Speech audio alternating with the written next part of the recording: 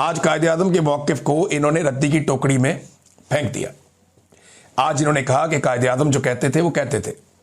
कायदे आजम के इक़दामात, कायदे आजम के फैसले, कायदे आजम की बातें आज रद्दी की टोकरी में फेंक दिए। और अब बहुत सारे टाउट्स उठेंगे, बहुत सारे बेशर्म लोग उठेंगे। वो फील्ड मार्शल आसिम मुनीर से नहीं पूछेंगे कि आपने ये क्या किया, वो शहबाज शरीफ से नहीं पूछेंगे कि आपने ये क्या किया, बल्कि वो पूछेंगे गुज़िश्ता कई दिनों से कैद तन्हाई में जेल में पड़े हुए इमरान खान से कि आपने इसमें क्या किया। और भाई इमरान खान ने तो इसराइल को तस्लीम नहीं किया, इमरान खान ने तो ये वोट नहीं डाला, इमरान खान ने तो स्टेबलाइजेशन फोर्स नहीं बनाई। इमरान खान तो हमेशा ये कहता रहा कि जो करारदादें हैं अक़वाम मुत्तहिदा की, उनके मुताबिक 1967 की पोजीशन पे आप चले जाएं, फ़लस्तीन को एक आज़ाद मुमलिकत बनाया जाए, एक आज़ाद रियासत हो जिसका दारुल हुकूमत अल-कुद्स हो। तो जब तक आप फ़लस्तीनियों को उनका हक नहीं दे देते तब तक ये कैसे मुमकिन है, यानी ये कैसे मुमकिन है कि फ़लस्तीनियों को उनका हक दिए बगैर आप इसराइल के तहफ़्फ़ुज़ के लिए चले जाएं और आप चूना बेचें पाकिस्तानियों को, ये कि जनाब हम आपको चूरन बेच रहे हैं, चूरन आप चाट लें कि हम तो मुसलमानों की हिफाजत के लिए जा रहे हैं। और ऊपर से इनके कुछ ऐसे बेशरम लोग हैं, वो ये कहते हैं कि हम तो जा रहे हैं बैतुल मक़दस की हिफाजत के लिए, हम तो जा रहे हैं मस्जिद अक्सा की हिफाजत के लिए। और भाई आपको तो उधर किसी ने पर नहीं मारने देना, आपको तो उधर उन्होंने जाने नहीं देना। आपकी ड्यूटी सिर्फ गजा में है और गजा वहां से बहुत दूर है, 100 मील का फासला है। अच्छा, इन्होंने जो चीजें तस्लीम कर ली उनमें यह भी है कि जो बीच में बफर जोन है वो भी कायम रहेगा, यानी जो इसराइल है उसके और जो फ़लस्तीन है या जो गजा का इलाका है उसके बीच में इसराइल ने एक बफर जोन बनाया जो गैर कानूनी है, तो ये उसको भी तस्लीम कर लिया गया है। अंदाजा करें आप, और इसराइली तमाम जितने भी इसराइली नुकात हैं या उनके फायदे वाली चीजें हैं उस पर पाकिस्तान ने आज वोट डाला है। कमाल नहीं हो गया? ऐसा तारीख में कभी नहीं हुआ, लेकिन ये आसिम मुनीर साहब ने करके दिखाया। नादरीन, अलीमा खानम साहबा गई मुलाकात करने के लिए इमरान खान साहब से, उनकी दीगर बहनें भी वहां पे मौजूद थी। अभी यहाँ पे बरतानिया में जो एक्स का प्लेटफॉर्म है वो भी बंद है, खबरें आने का सिलसिला भी ज़रा स्लो है, लेकिन अब तक की इतला के मुताबिक उन्हें मुलाकात नहीं करने दी गई। बहुत अफसोसनाक है।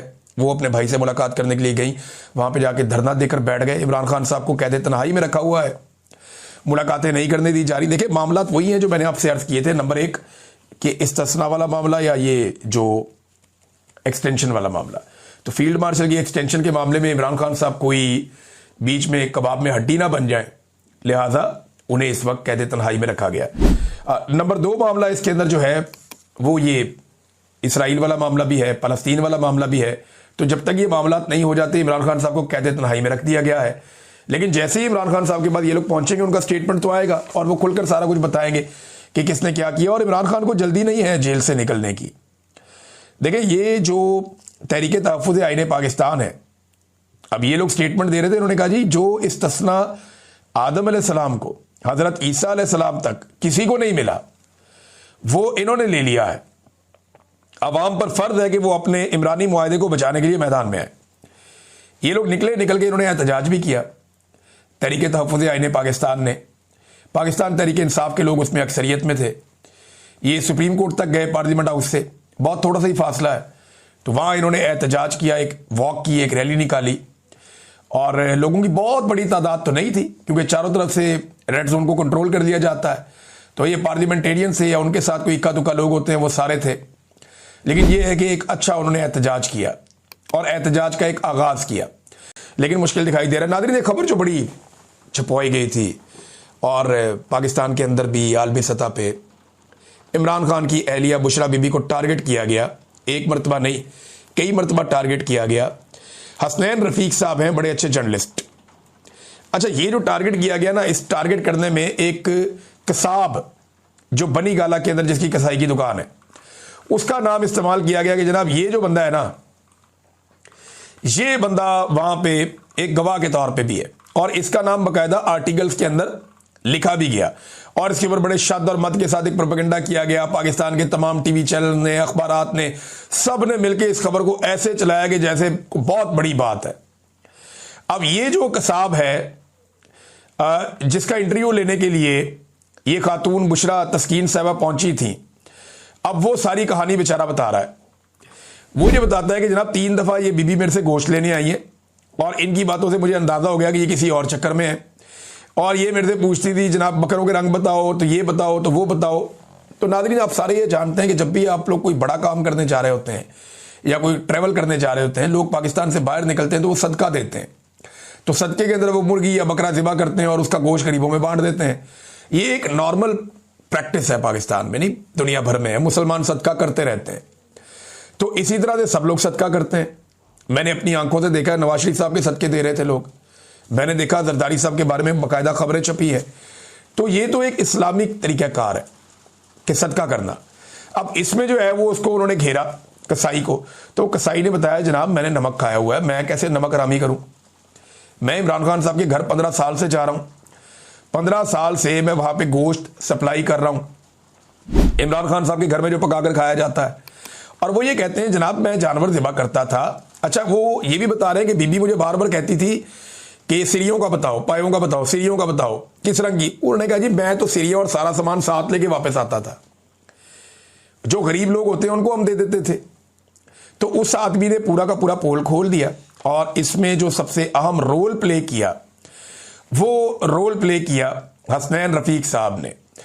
अच्छा, वो अब बातें जरा सुन लें आप। ये आगा शेख सरवत साहब ने इसकी एक तहरीर लिखी है, मैं आपको पढ़ के सुनाता हूं कि बुशरा तस्कीन मुझे झूठ पर आमादा करती रही, शोहरत की हिरस दिलाती रही। वो मुझसे बेरब्त और बेमहल सवालात करती रही कि बकरा किस रंग का था, स्याह रंग का था। वो सिरियां रख लेती थी और ताकीद करती थी कि तुम्हें कोई गजंद ना पहुंचेगा, मगर मैंने खान साहब के आस्ताने का नमक खाया था, मैं झूठ नहीं बोल सकता था। मैंने उसके रूबरू ये कहा कि जिन बातों को तुम घड़ रही हो वो सरासर बेबुनियाद और लग़व है, झूठी है।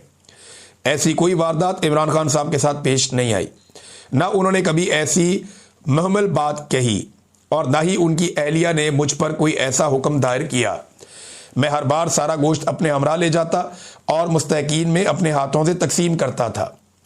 सिरिपाए भी मैं खुद साथ रखता था। बनीगाला के एक खादम ने बुशरा तस्कीन को मेरे पास भेजा। वो आई और मुझ पर दबाव डालती रही कि मैं उसकी मन घड़त रवायात की तस्दीक कर दूं। जब मैंने इन तमाम इल्ज़ामात को बेहकीकत और बेमाया करार दिया तो इसके बावजूद उसने इन बातों को कलम बंद करके छाप दिया। यहाँ तक कि एक नामियाती जरीदे में वो तहरीर शाया की गई जिसमें कसाब राणा अजीम से मुतालिक गलत और गुमराह कुन नकात दर्ज किए गए। अल्लाह जी, कसाई भी मुकर गया। जिसके ऊपर पूरी स्टोरी बनाई वो बंदा ही मुकर गया। ये इनके हालात हैं। और आसमा शरादी साहिबा के साथ ये हुआ कि उन्होंने इस स्टोरी को बिला वजह ही ओन कर लिया। यानी इमरान खान साहब के दौर में वे कहती रही कि मैंने तो कोई नाम ही नहीं लिया। अगले वीलॉग में आपको बताऊंगा। अब तक के लिए इतनी, अपना ख्याल रखिएगा, अपने चैनल का भी। अल्लाह हाफ़िज़।